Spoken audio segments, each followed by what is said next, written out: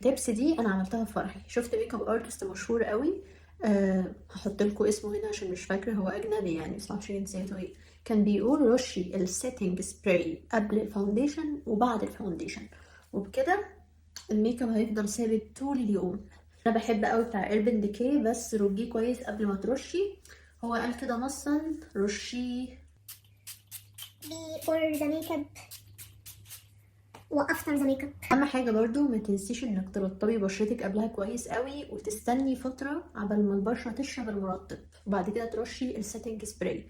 وبعد ما ترشي السيتنج سبراي استني لما البشره تشرب السيتنج سبراي، يعني استني نص دقيقه كده ولا حاجه. تاني اهم حاجه هي البرايمر. بص انا عندي المنطقه دي بتلمع والمنطقه دي بتلمع، هحط لكم في الجنب ده وهتشوفوا الفرق. حطيت نقطه صغنونه، ما تكتريش، هي نقطه.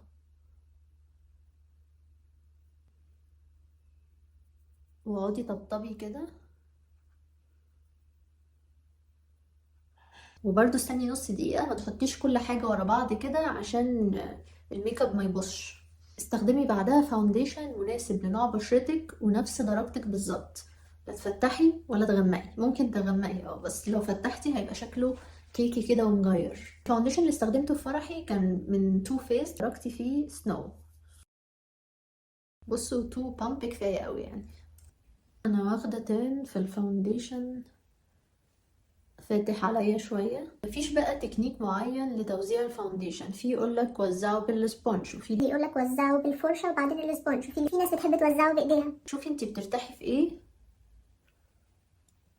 واعمليه. عايزه بقى تظبطي الدرجه، بتجيبي كونسيلر غامق وتحطي نقطه كده هنا، نقطه هنا، لغايه لما الدرجه تظبط. بصوا الدرجه ظبطت ازاي. الكونسيلر ده بجد فلتر، بحبه قوي يعني.